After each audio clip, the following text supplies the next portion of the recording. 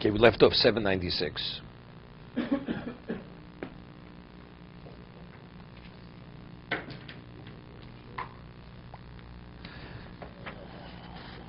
We're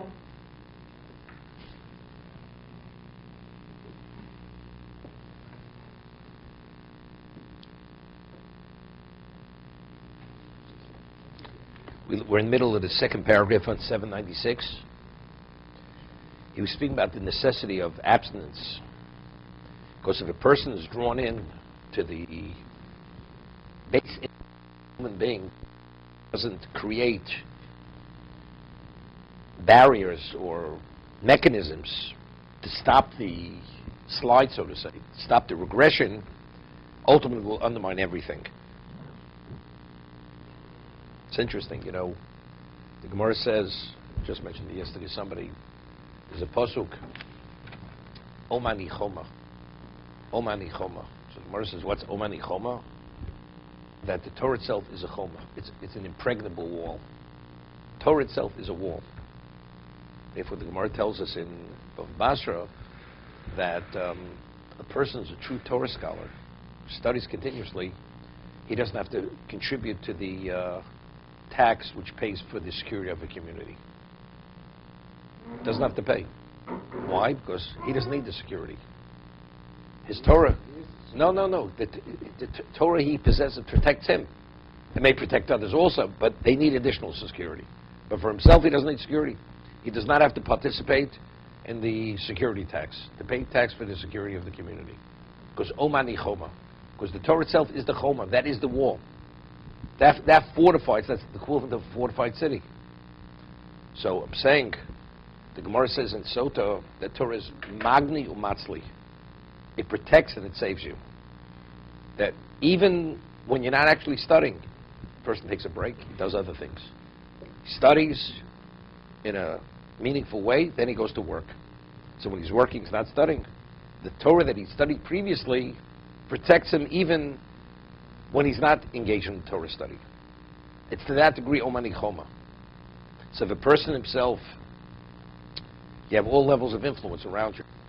As he's saying, why do you need abstinence? Because since we have the base instincts of a human being, with those drives drawn to material, which is really in contradiction with spirituality, so therefore you need abstinence, not to be overwhelmed, overtaken by these values, which are corrupt values, where the objective becomes unimportant, and what's unimportant becomes the objective and the purpose of life, which he said earlier. So he says,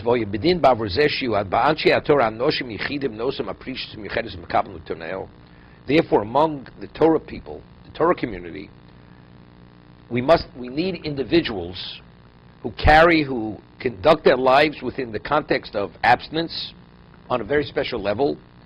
They accept upon themselves all the prerequisites, to be beneficial to the other Bnei Torah. I mean, we discussed, they are the role models. They are the role models that life is not what society says it is. They represent, years ago, people, even though they weren't observant, they consider themselves Orthodox Jews. What's your persuasion? Orthodox. I'm Orthodox. But you work on Shabbos. My rabbi. I know what a rabbi is. That's not a rabbi. This is a rabbi. So the value system is what? Is a Torah value system. That's what it was. So therefore, if he'd have to ask a question which related to his Judaism, who would he consult with?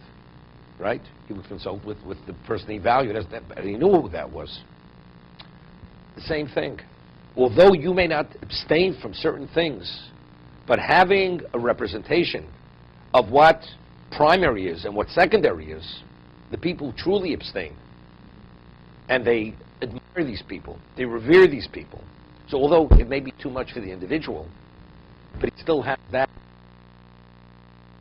primary, or what's important, what's not important, what's acceptable, and what's not acceptable.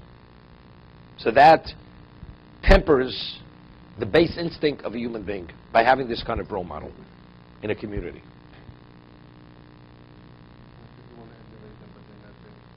Too good. So that's why you need somebody to advise you.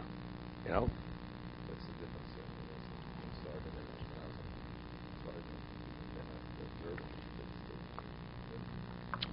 They have their tradition. That's tradition, and there's no such thing as conservative or reform in most scenarios.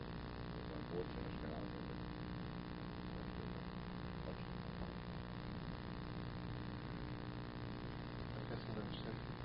But it's interesting.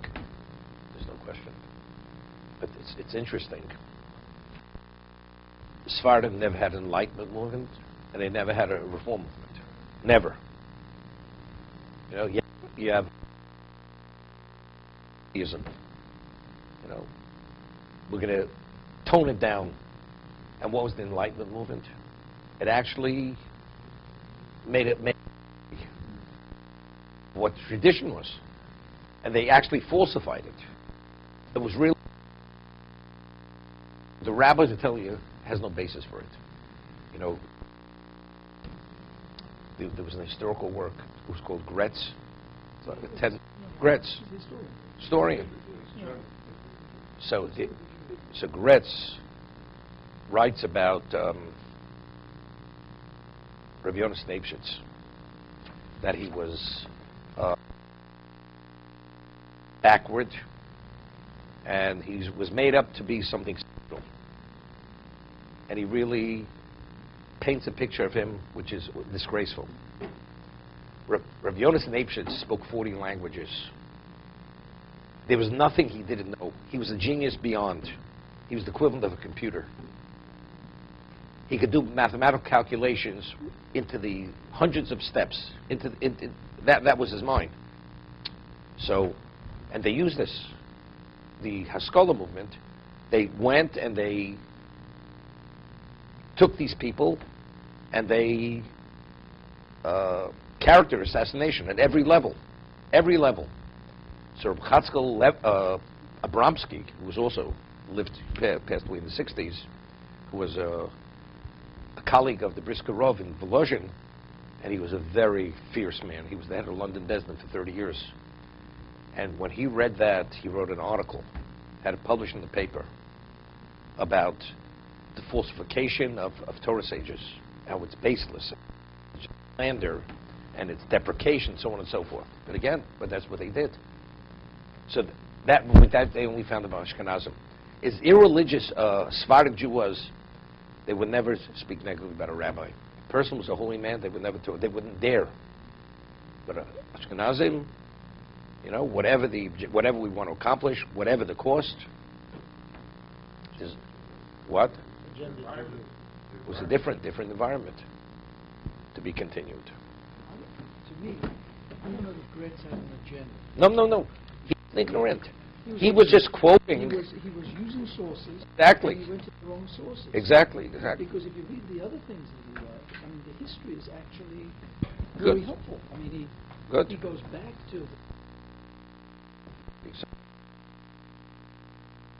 the whole question about Josephus, whether he was a collaborator with the Romans.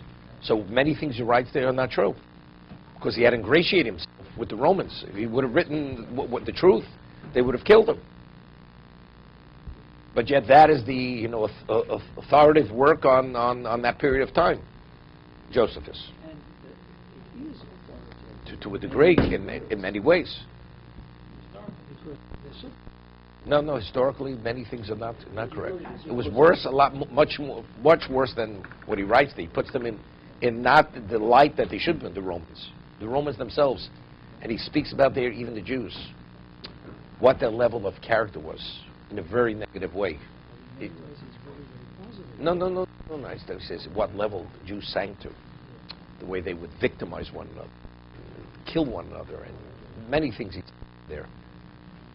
There may have been some, but you can't use one brush to paint the whole Jewish society, or